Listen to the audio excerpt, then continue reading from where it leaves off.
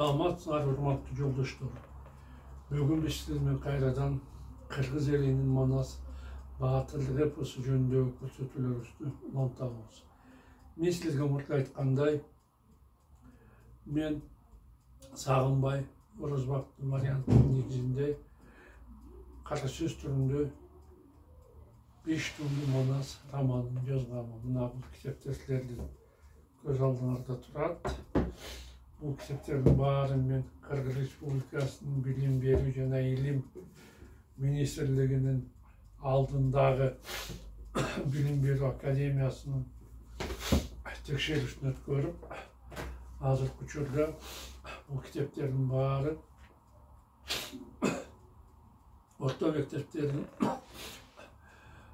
программасына Қырғыз адабияты боюнча Манас эпосун окуп үйрөнүүдө кошумча адабият катары сунушталган.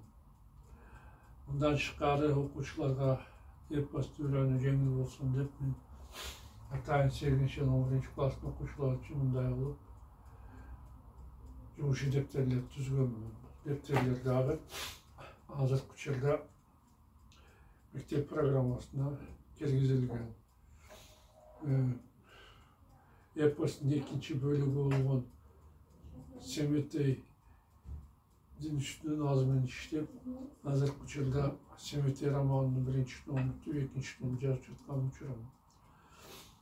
Биздин баатырлык эпосубузду мындан ары да жайылтуу максатында мен бул 5 томдук китебимди толук ойдон орус тилине которуп, орусча жана кыргызча романдарын атайын интернет сайт ачтым, eposeromanos.com. Ошол сайтка атайын сатуу үчүн коюп койдум.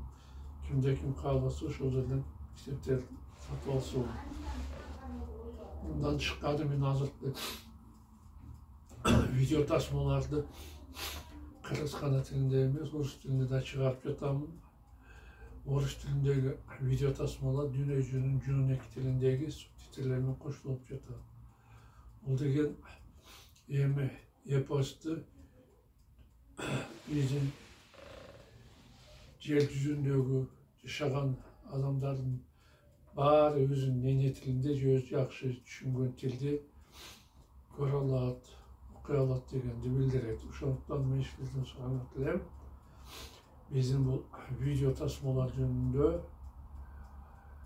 өзүңөрдүн алыскы жана жакынкы чет мамлекеттерде жашап жаткан тууган ыктарыңарга, дос жарларыңарга, тааныш билиштериңерге айтып койсоңор, Манас эпосун жайылтууга өзүңөрдүн көмөгүңөр салууңарды кошкон болот дейм. Мына мен кыскача эпос жөнүндө айтайын дегеним ушул. Эми мен силердин уруксатыңар менен эпосту мен өзүмдүн романымды окушту улантсам. Аныңды түшүндүм, Алмамбет. Бирок сен кайсы жерден келдиң? Эли журттуң, ата журтуң кайда? Деп кайра сурады Манас. Сурап калдың, айтайын. Мен азыр Анжы, Таңша, Кириште, Кентун шаарынан келдим деп оор үшкүргөн Алмамбет ата тегин толугу менен айтып берди. Өз окуясын айтып жатканда Алмамбеттин кандай кыйналгандыгын, өдө жерден жаман аттуу болгондугун баатырлар түшүнүштү. Мен Алмамбет бакырмын деп сөзүн бүтүргөн Алмамбеттин көзүнөн жаш эмерилди. Бир боорум, сен ушунчалык берекшен, акылдуу, ак ниет жигит экенсиң.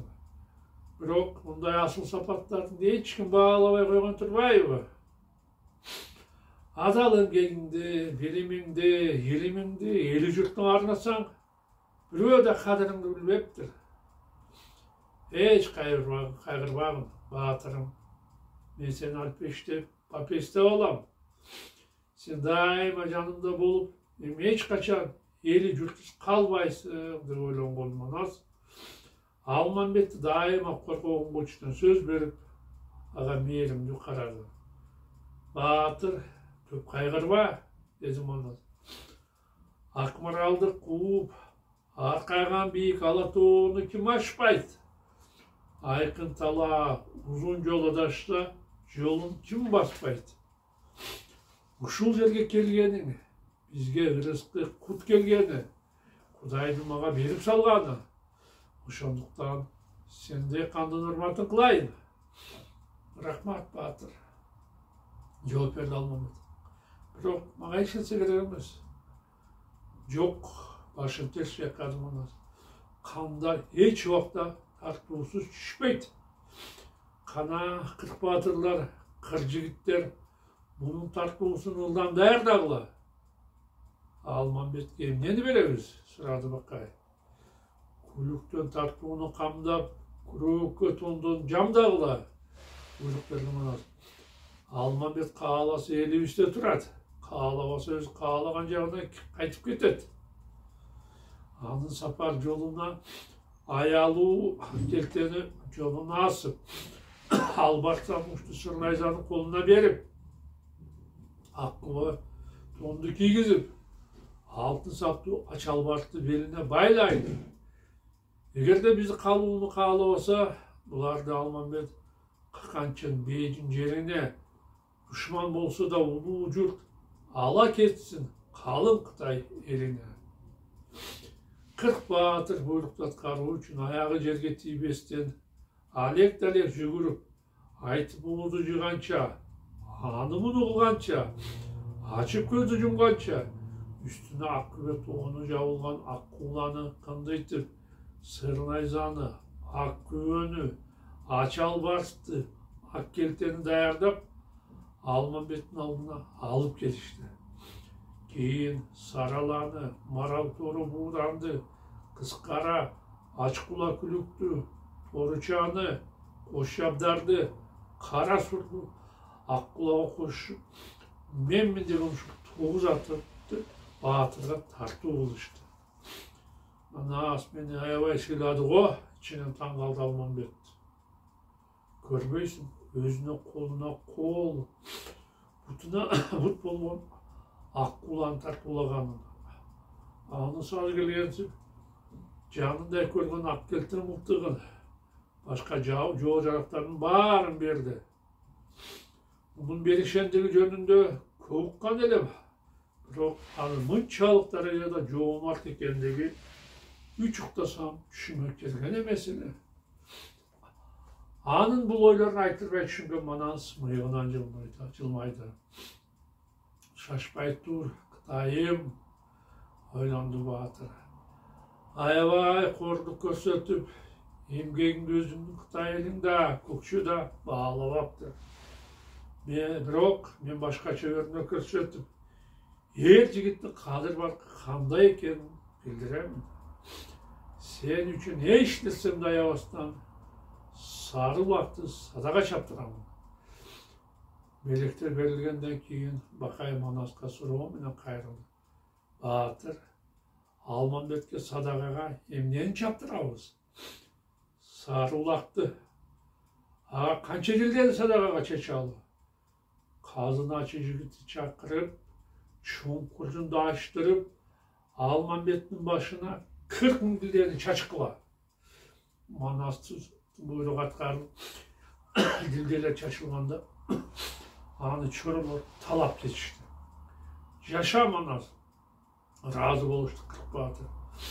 Алмамбет ушунчалык урматтап, дилдер чачтырганым үчүн Кудай сенден разы болуп, жолуңду айтсын, бактылуу таалайлуу болгун. Кубанып жаткан чоролор күлүмсүрөй карап турган Манастын жанына 5-6 тайган элчилер ажыбай келип, суроо менен кайрылды. Тайгандарга эмне беребиз? 6 чилек майды эриткиле. Май даяр болгондо Манас аны Алмамбеттин башынан айлантып, 60 тайганге төктүрттү. Мындай жоомарттыкка ыраазы болгон иттер берилген майды толугу бойдон төкпөй чачпай жалап алышып, курсактары кампайып жатып калышты. Канаттуулар үчүн Манас кийик менен кой этин 3 каранын этиндей Алмамбеттин башынан айлантып, ыргытып садага чаптырды. етті қанаттылар бір-бірінен талашып, шоқып, тұтқылап, айладан уызы чуға салғанын көрген Манас Алмамбетке жылмая қарады. Бұл қандай болған кіші деп өте таңданды Қытай. Манас бүт мүлкін маған шашып жатады. Мен аға бұл жерде қалам, саға қызмат қылам деген жоқпын. Ошоға қарабастан бүт болған нәрсесін маған беріп жатады. Бұның берешендігі берешен екен. Манас Алмамбеттің тойыстан жатқанын түсініп, аға тегіде қарады. Алмамбет жолда көп жүріп, киімдер аябай тұтылып, кер болып кетіптір, деп ойланды Батыр. Бұндай ер жігітке сантырап жүрген жарашпайды. Ағазыр таза жақсы киімдерден кигізейін. Алмамбеттің тышқы түріне қырақы бақайда көңіл бұр. Батыр, деді ал. Алмамбеттің киімдері ескіріп кетті. Аға жаң киім кигізесің бе? Оба, жауап берді Манас. Аға, анжияндан шығып ұшу, арқағы жібек сарала бұқардан келген дүриені кигізгіле. Алмамбет өзіне бейжімге киючі белгілі Батыр тоныңын алып, жаңын сартпай кигенде, анын ескі киімі Манас қарыптарға таратып берді. Құдайға шүгір деп қуанғаннан жашып кетті Алмамбет. Мен бұл дүниеде жалғызмын, ешкімге керегім жоқ. Ешкім мені бағалабайды деп жүрген адам. Құдайға шүгір. Емгегімді бағалай тұрған Батыр бар екен. Ақырткен шеңім айтқандай, Манастың батырдығы, Батыр берешендігі берешен екен. Ақырткеш тура айтқан екен. Адамды көрместен, білбестен тұрып, ал жөнінде айтылған сөздерге ішенбеш керек екен. Қарач, мен кім елем? Бірнеше күн burada мұсапыр болып, тентіп жүрген елем. Емичі? Азыр Батырға керек болсын десең, бары менде бар. Жарақ десең жарақ, ат десең ат, киім десең киім бар. Менде ешқандай арман қалмады. Егер де азыр өлім келсе, разы болып, кете бере тұрғандай ауалға жеттім. Аны ұрмақтап жатқан оны қуанған Алмамбет қанып келген көні жарқырап, аққан жашы тыйылып, Манастың жанында разы болып отырып қалды.